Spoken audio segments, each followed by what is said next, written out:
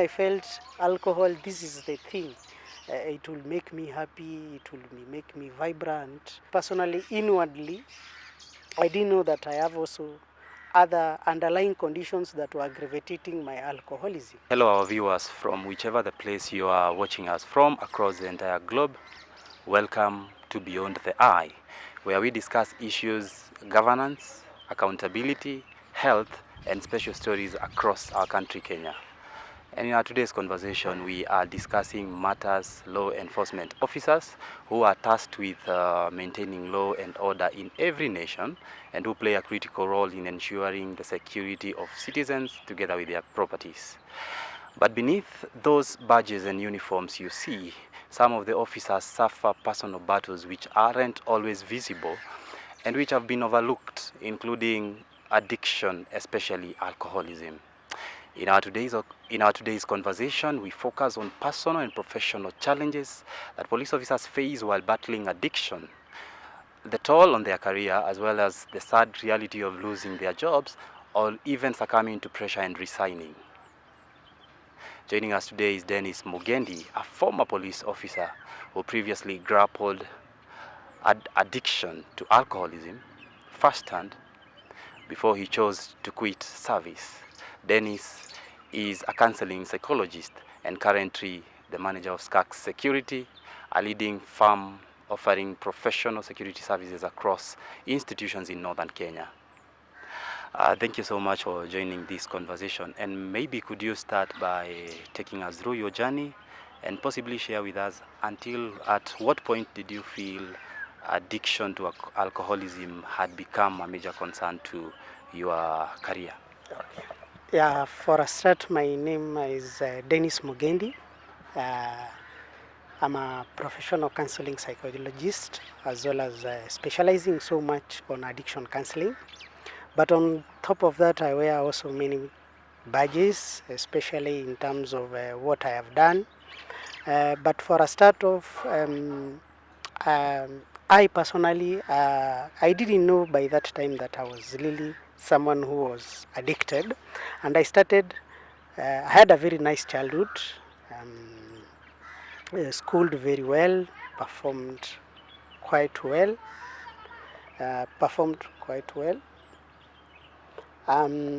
went to primary school just like any other normal child, went through secondary school where I was also excelled. And by that time, when I went now to the university, especially in my second year, where I was taking a bachelor's of arts in political science and economics, and also I was combining at that particular time also with my CPA, that is the accounts. So during my second year, there is this aspect that you are just from home, you are coming from Isiolo, and then you are exploring the city. So we just started by hanging out in these clubs. It just started slowly, just having a drink over the weekends, maybe on Fridays.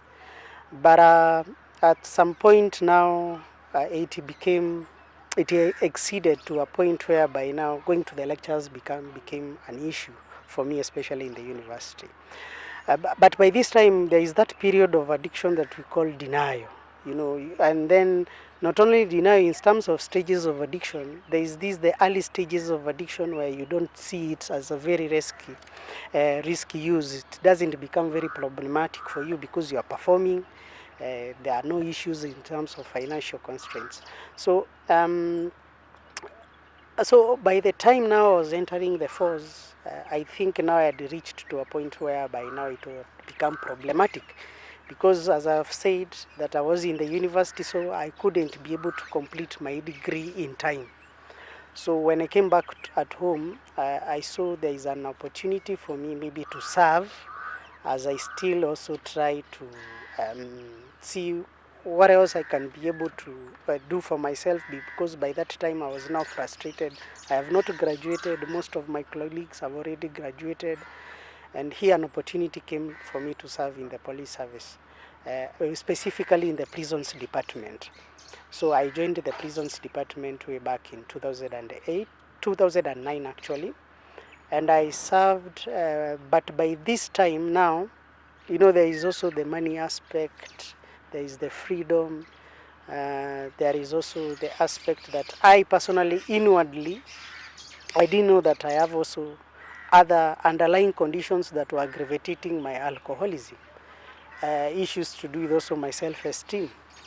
Being here a constable and someone who has been through high school, performed exemplarily, have been in the university, and so I was also suffering inwardly, but I would mask now with alcohol. So by the time I was in my in my 3 year as a law enforcement officer, is when I actually it aggravated to the point that I wouldn't do without a drink. I wouldn't. I will also even fake an illness so I will get more time to drink, and eventually this also gets to your seniors.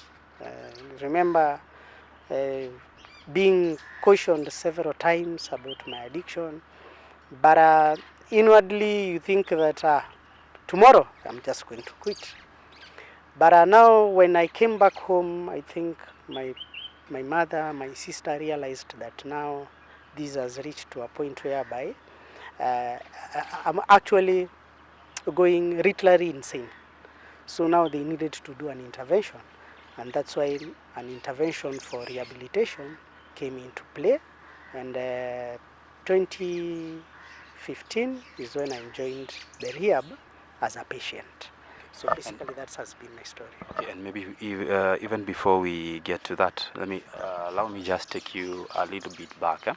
So you're saying you transited that alcoholism from college all the way to service. Yeah. Okay, so were you introduced to alcohol by anyone, or you were just your own volition, out of your own volition? No. Actually, there is this something in university we call freshers bash. So, but before then, I had tasted alcohol way back after I cleared my Form 4. So we had also this little bit of a party, and I tasted alcohol, and even from our family setup, I will be very honest, the alcohol was there, but so when after that freshers bash, so my body, there is something that for people who understand chemical dependency, there is a gene that we call it the X factor.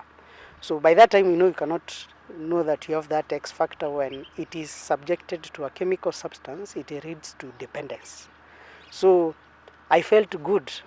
It was pleasurable because now the aspect of also when you talk about chemical dependency, you're talking about these dopamine, these transmitters that make you feel good. So for me, I felt alcohol, this is the thing. It will make me happy, it will make me vibrant, and it will make me very active. And actually, not only even active, also in terms of communication with my peers, and also trying to you are coming from a rural village and you're in the city, so you are trying to conform to that kind of a system, to that group that we used to stay with. So basically it was all those factors, and more importantly, kuna help. There is this help, the Higher Education Loans Board, where you're given a little bit of money. So there is also money, and there is the availability. So all these compounded, I think that is where all began.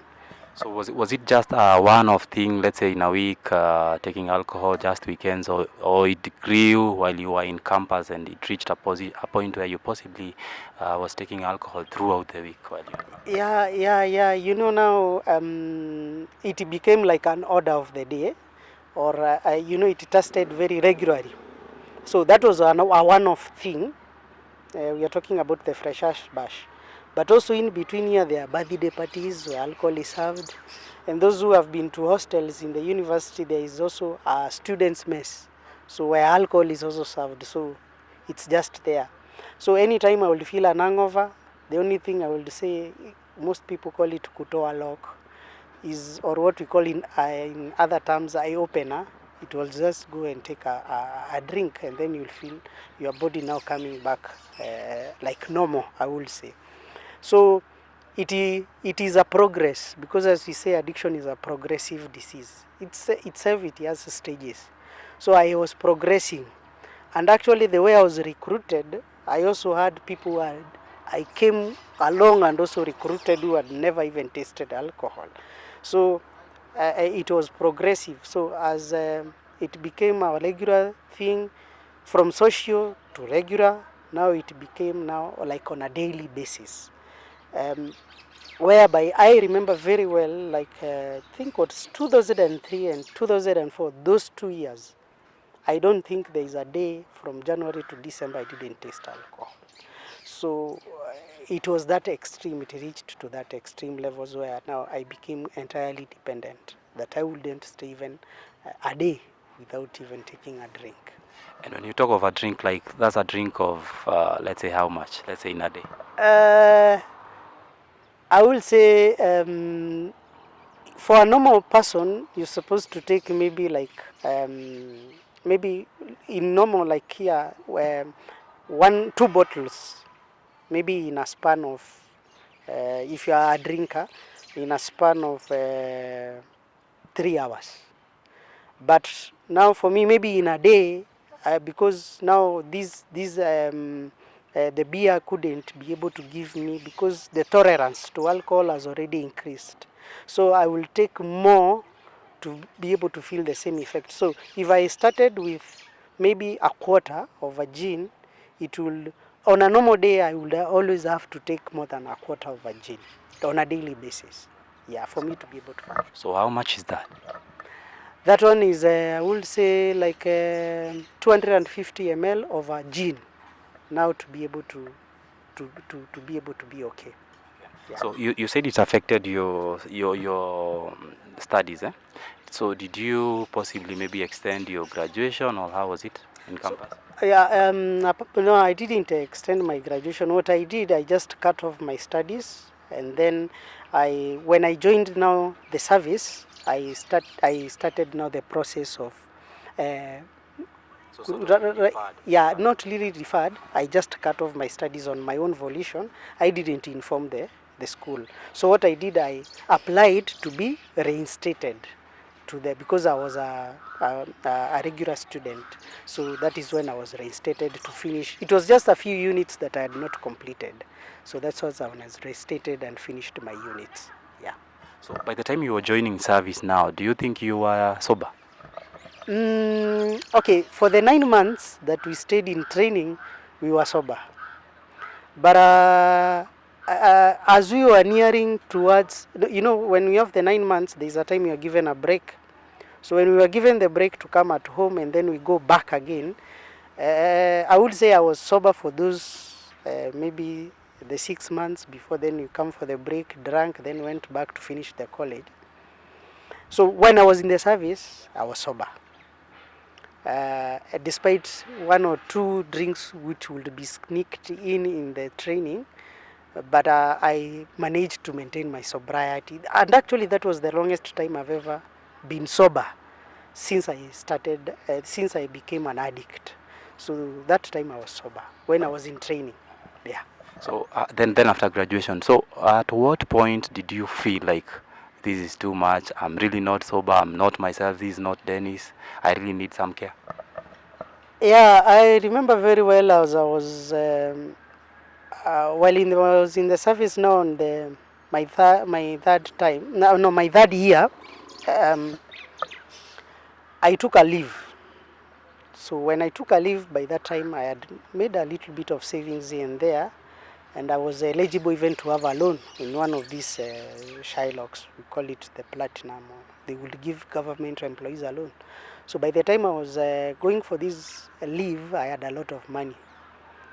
So I had around 150,000 by 2010. That was a lot of money. 2011 there. So I didn't go back to my posting. My first posting was in Kakamega main prisons. So when I came to, first of all, I stayed in Nairobi for some time. Then I came back at home in Isiolo. So during this time, I had already spent all that money. Actually, I think There is nothing actually literally I reached with at home in Isiolo. That's within a span of how long? That was a span of 3 weeks.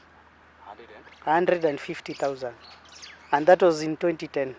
That was a lot of money by then. You will get even a plot here in Isiolo with such an amount. So that is when now I actually had been called because the day I was supposed to report at work, you know, you send sometimes a signal so that you can be extended your leave days. So I was taken extended. Then after that, you know, when you now become an alcoholic completely, I am unable even to go to my nearest station to write the signal to be extended.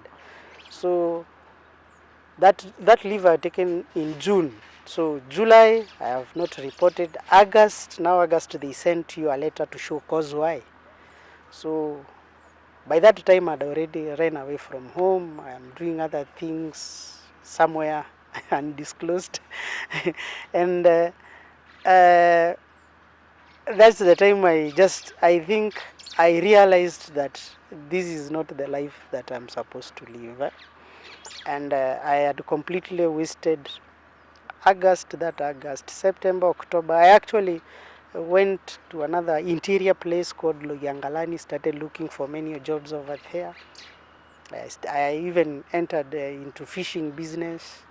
Where would, yeah. Before you come to that, when you were in service, didn't you have colleagues who were concerned that Dennis, if it was young, maybe colleagues who were concerned they helped you get the assistance you would have needed at that particular time?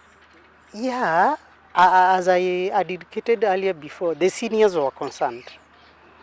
But you know, most of the people that you are hanging around with, especially in the barracks or in the hapo kwa kambi, you are all like sailing on the same boat. As I've indicated before, there are some people who can be able to drink responsibly. That one I cannot maybe there are those people who are able to be able to drink, but they know their limits. They can be able to moderate. So you are in a class of your own, but because you're always drinking together, they don't understand that you're having a problem. But I remember there's a buddy of mine, he was called Mboro. Mboro used to tell me, hey manze, Deno, hii pombe unakunywa ni mingi sana, jaribu unapunguza. But we would come for me, we go to drink. So so it becomes now, it also confuses you so much. But in the service also there were people who were very supportive. I remember even as I was being given some warnings, some even were overlooked. I remember there is an incident in service. I was a sentry at the gate, the outside gate actually, which is a very sensitive area. So it was at night, I was on night duty. So the sergeant on duty, always they make rounds, especially at night, to see if we are alert in our points of stations where we have been stationed. But by this time it was end month. So for me, I would carry that night, I would carry with my own mzinga, you know. I don't know how to call it in English, that 750 ml. So I will be sipping slowly and slowly, because after parade at 6 p.m. you enter into your duty station. Until now, you have intervals of 3 hours, you sleep, 3 hours, you sleep. So me, I wouldn't sleep my 3 hours. I would drink now in the sentry point. What a story from Denis Mugendi. But we are not done yet. From an alcohol addict to a counseling psychologist, you don't want to miss part 2 of this conversation as he shares what transpired after he was caught intoxicated at the duty station while holding a firearm, a serious breach of professional conduct and safety protocols. Thank you so much, our viewers, for the love and support. Please do like, share, and subscribe to receive real-time updates from Beyond the Eye. And if there's anything you feel we should focus on next time, please do share in the comment section, and we'll do our best. Until next time, God bless you.